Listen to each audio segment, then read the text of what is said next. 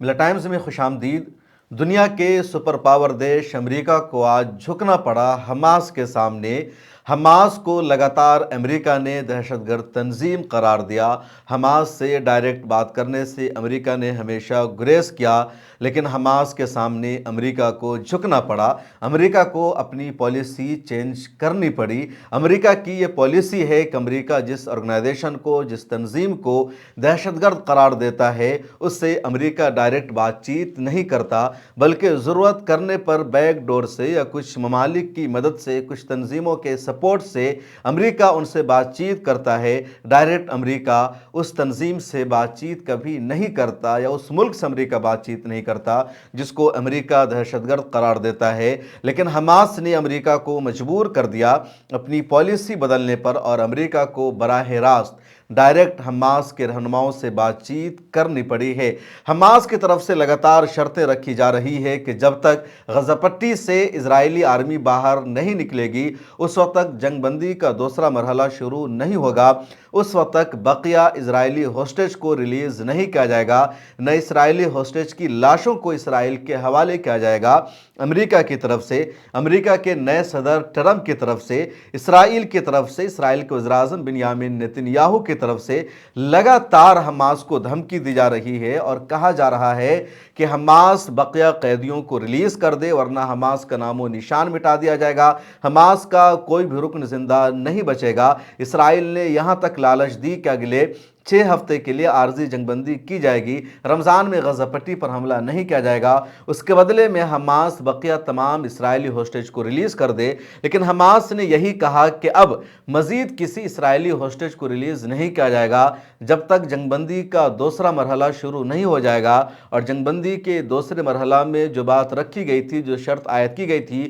اس میں سب سے پہلی شرط ہے غزہ پٹی سے اسرائیلی آرمی کا باہر نکلنا، غزہ پٹی کو خالی کرنا، اور صلاح الدین اسٹریٹ کو مکمل طور پر آزاد کر دینا۔ تو جب تک اسرائیلی آرمی، اسرائیلی حکومت اس شرط پر عمل نہیں کرے گی، اس وقت تک اسرائیلی ہوسٹیج کو ریلیز نہیں کیا جائے گا۔ اسرائیل نے چالاکی دکھانے کی کوشش کی۔ اسرائیل کو لگاتار امریکہ کا سپورٹ ملتا رہا، امریکہ کی حمایت ملتی رہی، اور اسی وجہ سے اسرائیل اور حماس کے درمیان جنگ بندی کا پہلا مرحلہ 42 دنوں کا جب مکمل ہو گیا، 2 مارچ کو جب یہ مرحلہ مکمل ہو گیا 19 جنوری سے، تو جنگ بندی کا دوسرا مرحلہ 2 مارچ سے شروع ہو جانا تھا۔ لیکن اس کے بعد اسرائیل جنگ بندی کے دوسرے مرحلہ کے لیے بات چیت نہیں کرتا ہے، ٹال مٹول سے کام لیتا ہے، اور اسرائیل کی طرف سے کہا جاتا ہے کہ مزید 6 ہفتے کے لیے عارضی جنگ بندی کی جائے گی، اور اس دوران ہم حماس سے اپیل کرتے ہیں، حماس سے مانگ کرتے ہیں کہ بقیہ اسرائیلی ہوسٹیج کو ریلیز کر دیا جائے۔ اسی طرح کی مانگ امریکہ کی طرف سے بھی کی گئی۔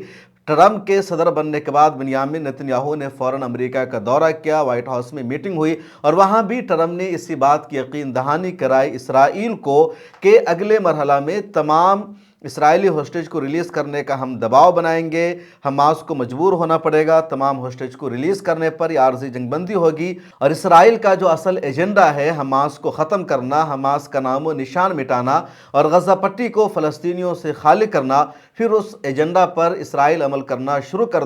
دے گا، کیونکہ ابھی تک جو کچھ ہوا ہے اس میں اسرائیل کی سراسر ہار ہے، اسرائیل کی بدترین شکست ہے، اور حماس کی جیت نظر آ رہی ہے۔ اور اپنی ہار کو جیت میں تبدیل کرنے کے لیے اسرائیل نے لگاتار چالاکیاں دکھائی، کوششیں کی، اور امریکہ کی طرف سے بھی اسی طرح کی یقین دہانی کی گئی، لیکن حماس نے واضح لفظوں میں انکار کر دیا اور کہا جب تک مکمل جنگ بندی کا وعدہ نہیں ہوگا اس وقت تک مزید کسی اسرائیلی ہوسٹیج کو ریلیز نہیں کیا جائے گا۔ جنگ بندی کے پہلے مرحلہ میں جو 42 دنوں کا تھا، اس میں حماس کی طرف سے اب تک 33 اسرائیلی ہوسٹیج کو ریلیز کیا جا چکا ہے، اور بدلے میں 1500 سے زیادہ فلسطینیوں کو بھی اسرائیلی جیل سے رہا کیا گیا۔ اب ٹرمپ نے سیدھے اپنے ہاتھ میں معاملے کو لیا۔ اس سے پہلے بھی ٹرمپ نے کئی مرتبہ حماس کی قیادت کو دھمکی دی اور کہا حماس کو چاہیے کہ وہ فوری طور پر تمام اسرائیلی ہوسٹیج کو ریلیز کر دے، تمام لاشوں کو اسرائیل کے حوالے کر دے، ورنہ حماس کا نام و نشان مٹا دیا جائے گا، حماس کے کسی بھی رکن کا وجود نہیں بچے گا۔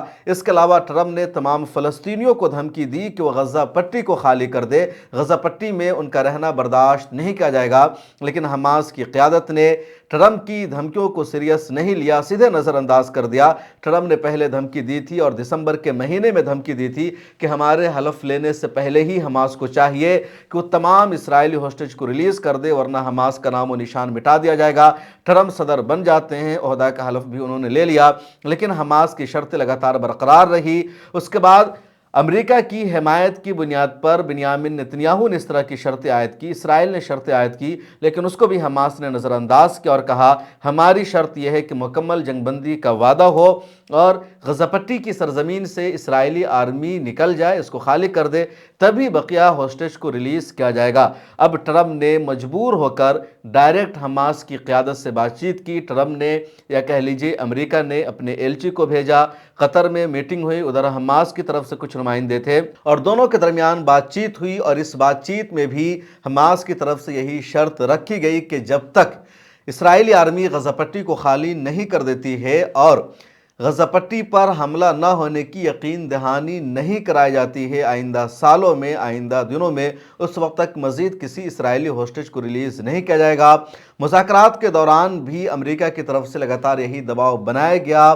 غزہ پٹی کی قیادت پر، حماس پر، کہ وہ تمام اسرائیلی ہوسٹیج کو ریلیز کر دے، لیکن حماس کی قیادت نے ایسا نہیں کیا۔ اس کے بعد یعنی جب امریکہ کے ایلچی اور حماس کے ایلچی کے درمیان بات چیت ہو جاتی ہے، مذاکرات کا دور ختم ہو جاتا ہے، اس کے بعد ٹرمپ کا سوشل میڈیا پر ایک بیان آتا ہے جس میں ٹرمپ کہتے ہیں کہ حماس تمام یرغمالیوں کو ابھی رہا کرے، بعد میں موقع نہیں ملے گا، اور جو مردہ یرغمالی ہیں جن کی ہلاکت ہو چکی ہے ان کی لاشوں کو بھی حوالے کرنا ہوگا۔ یہ معاملہ آپ کے لیے ختم ہو چکا ہے، ورنہ اب وہ ہر سامان ہم اسرائیل کو بھیجنے والے ہیں جس سے حماس کو ختم کیا جا سکتا ہے۔ دوسری طرف حماس کا جواب بھی آ چکا کہ حماس کو ختم کرنے کے لیے، غزہ پٹی کا نام و نشان مٹانے کے لیے، فلسطین کو نیست و نابود کرنے کے لیے امریکہ شروع سے اسرائیل کی مدد کر رہا ہے، اسرائیل کی حمایت کر رہا ہے، اسرائیل کو ہر طرح کا ہتھیار دے رہا ہے۔ اس کے باوجود ہم نے مزاحمت کی ہے، ہم نے ریزسٹنس کیا ہے اور اسرائیل ہمیں مٹانے میں ناکام رہا، اس لیے ہم کسی اور دھمکی میں آنے والے نہیں ہیں، کسی دباؤ میں آنے والے نہیں ہیں۔ امریکہ چاہے جتنا ہتھیار اسرائیل کو بھیج دیں، ہم 16 مہینوں تک لگاتار لڑتے رہے ہیں، آگے بھی لڑنے کی صلاحیت رکھتے ہیں، لیکن مذاکرات میں، ٹیبل وار میں ہم قدم پیچھے ہٹانے والے نہیں ہیں، اسرائیل کی دھوکہ دہی کا شکار ہونے والے نہیں ہیں، اور معاملہ یہیں پر پھنسا ہوا ہے۔ دراصل امریکہ یہ چاہتا ہے کہ عارضی طور پر مزید جنگ بندی ہو جائے اور تمام اسرائیلی ہوسٹیج کو حماس دباؤ میں آ کر کے ریلیز کر دے، اور جب تمام یرغمالیوں کی ہوسٹیج کی رہائی ہو جائے گی، اس کے بعد اسرائیل کے لیے غزہ پٹی پر حملہ کرنا آسان ہو جائے گا، کیونکہ 7 اکتوبر کو جب حماس نے اسرائیل پر حملہ کیا، 40 کلومیٹر کا کنٹرول حماس نے حاصل کر لیا، 250 سے زیادہ اسرائیلیوں کو حماس نے یرغمالی بنا لیا، 1200 سے زیادہ اسرائیلیوں کی ہلاکت ہو گئی۔ تو اب تک کی تاریخ میں فلسطینی گروپ کا اسرائیل پر یہ سب سے بڑا حملہ تھا، اور پوری دنیا میں اسرائیل کی اس کو ہار سے تعبیر کیا گیا، اسرائیل کی ذلت و رسوائی قرار دی گئی، کیونکہ اسرائیل کا دعویٰ یہ تھا کہ اس کی جو سرحدیں ہیں بہت زیادہ مضبوط ہے، اس کی جو باؤنڈری ہے، اس کے جو وال ہے، اس میں ایسے سینسر لگے ہوئے ہیں کہ کوئی پرندہ بھی پر مارتا ہے تو اسرائیل کی سیکورٹی ایجنسی کو پتہ لگ جاتا ہے اور وہیں پر اس کا خاتمہ ہو جاتا ہے۔ اسرائیل کا دعویٰ یہ تھا کہ اس کی خفیہ ایجنسیاں، خواہ وہ موساد ہو، شنبیٹ ہو یا دوسری ایجنسیاں، وہ سب مضبوط ہے، اور دنیا میں کیا پلاننگ ہوتی ہے، کیا منصوبے ہوتے ہیں، ان سب کی فوری طور پر موساد کو خبر ہو جاتی ہے۔ دنیا کی کوئی آرمی، کوئی ایجنسی اسرائیل کی ایجنسیوں کا، اسرائیل کی آرمی کا، IDF کا مقابلہ نہیں کر سکتی۔ ادھر ڈائریکٹ سپورٹ اسرائیل کو ملتا ہے امریکہ کا، برطانیہ کا، دنیا کے کئی دوسرے ملکوں کا، تو اس وجہ سے اسرائیل مڈل ایسٹ میں، پوری دنیا میں سب سے محفوظ ملک ہے۔ لیکن حماس نے جب اسرائیل پر حملہ کر دیا، حماس کے لڑاکے اسرائیل کی سرحدوں میں داخل ہو گئے، اور حماس کے پاس کوئی جدید ہتھیار نہیں، ان کے پاس کوئی جنگی جہاز نہیں، ان کے پاس کوئی ہیلی کاپٹر نہیں، انہوں نے اپنا ہتھیار بنایا، اپنی ٹیکنالوجی استعمال کی اور اسرائیل پر حملہ کر دیا، تو اسرائیل بہت پریشان ہو گیا۔ اگلے دن 8 اکتوبر کو اسرائیل نے غزہ پٹی پر وار ڈکلیئر کر دیا، اس کے بعد لگاتار حملہ غزہ پٹی پر شروع ہو گیا، ایئر اسٹرائک کر دیا اسرائیل نے اتنا ہی پر اکتفا نہیں کیا، بلکہ چند دنوں کے بعد اسرائیل نے گراؤنڈ آپریشن شروع کر دیا، زمینی لڑائی شروع کر دی، اپنی آرمی کو غزہ پٹی میں اتار دیا، امریکہ نے لگاتار ہتھیار بھیجنا شروع کر دیا، اس کے بعد جنگ کا دائرہ مزید وسیع ہو گیا، حزب اللہ نے اسرائیل پر حملہ شروع کر دیا، ادھر سے یمن کے حوثیوں نے حملہ شروع کر دیا، پھر اسرائیل اور ایران کے درمیان جنگ کا سلسلہ شروع ہو جاتا ہے، اور جب چو طرف سے سے اسرائیل پر حملہ ہونے لگا تو اسرائیل کا جو دفاعی محاذ ہے وہ ناکام ثابت ہو گیا۔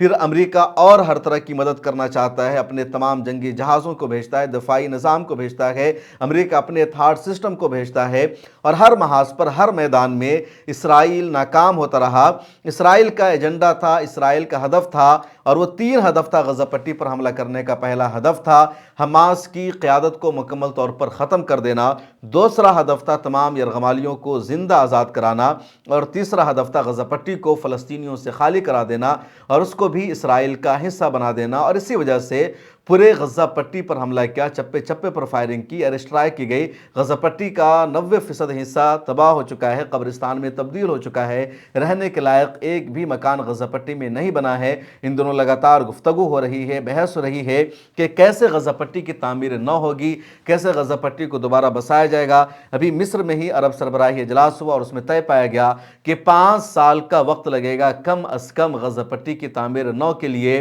اور 53 ارب ڈالر سے زیادہ کی رقم چاہیے۔ تو لگاتار اس پر گفتگو ہو رہی ہے، بحث ہو رہی ہے، لیکن اسرائیل نے یہ جو 3 ہدف طے کیا تھا غزہ پٹی پر حملہ کرنے کے لیے، ان میں سے کسی بھی ہدف میں اسرائیل کامیاب نہیں ہو سکا۔ ایک بھی یرغمالی کو اسرائیل حماس کے ہاتھوں سے آزاد نہیں کرا سکا۔ حماس نے دعویٰ کیا کہ اس نے تمام سرنگوں کو تباہ کر دیا ہے، تمام مکانات کو تباہ کر دیا ہے، ہر جگہ حملہ کیا، ٹینٹوں پر حملہ کیا۔ اس کے باوجود کسی بھی یرغمالی کو آزاد کرانے میں اسرائیل کامیاب نہیں رہا۔ اس کے بعد اس کو جنگ بندی کے لیے، سیز فائر کے لیے تیار ہونا ہی پڑا۔ یرغمالیوں کو زندہ بچانے کی کوشش میں اسرائیل لگاتار ٹال مٹول کرتا رہا۔ اس کو خبر ملتی رہی کہ یہاں سے ہم آزاد کرا سکتے ہیں، وہاں ہمیں کامیابی مل سکتی ہے، اور اسی وجہ سے مذاکرات کا دائرہ بڑھتا رہا، سیز فائر میں تاخیر ہوتی رہی، لیکن اخیر تک اسرائیل کو کامیابی نہیں مل سکی۔ ادھر اسرائیل میں جو یرغمالی تھے ان کا احتجاج بڑھتا رہا، ان کے رشتہ داروں کا غصہ بڑھتا رہا، انہوں نے پارلیمنٹ پر حلہ بول دیا، انہوں نے کئی جگہ حملہ کر دیا،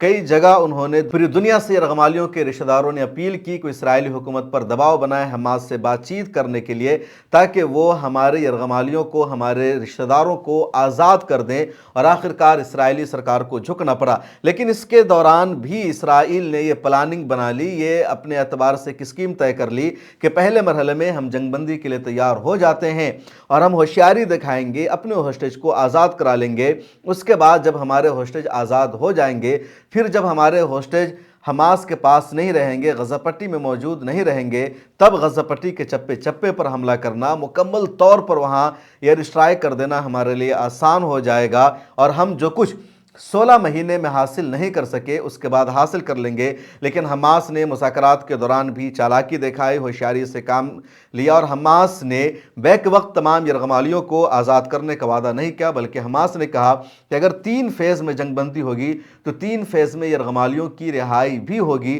اور وہی ہوا۔ پہلے فیز میں حماس نے صرف 33 یرغمالیوں کو رہا کرنے کا وعدہ کیا، اس کے بعد اگلے فیز میں بقیہ یرغمالیوں کی رہائی ہونی تھی، لیکن اسرائیل نے کہا کہ اب مستقل جنگ بندی نہیں ہوگی بلکہ 6 ہفتے کی عارضی جنگ بندی ہوگی، اور اس کے بدلے میں تمام یرغمالیوں کو رہا کر دیا جائے۔ لیکن حماس نے کہا کہ نہیں، جب تک مکمل طور پر غزہ پٹی سے اسرائیلی آرمی نہیں نکل جاتی ہے اور مکمل طور پر غزہ پٹی پر حملہ بند کرنے کی یقین دہانی نہیں کرائی جاتی ہے دوسرے مرحلے میں، اس وقت تک اب کسی بھی یرغمالی کو رہا نہیں کیا جائے گا۔ اور اسی چیز نے اسرائیل کو پریشان کر دیا ہے، الجھا کر رکھ دیا ہے۔ امریکہ سے اسرائیل مدد کی گہار لگا رہا ہے، امریکہ اب ڈائریکٹ بات چیت کر رہا ہے، اپنے ایلچی کو بھیج رہا ہے، لیکن حماس کا صاف کہنا ہے کہ اب ہم جھکنے والے نہیں ہیں۔ حماس کے ترجمان عبداللطیف القانو نے بھی رائٹرز کو ایک بیان دیا، اور اس کے بیان میں جو کچھ کہا گیا اس میں یہ ہے کہ ہمارے لوگوں کے خلاف ٹرمپ کی بار بار دھمکیاں نتن یاہو کی حمایت کی نمائندگی کرتی ہیں کہ وہ معاہدے میں پس و پیش کرے اور ہمارے لوگوں کے خلاف محاصرے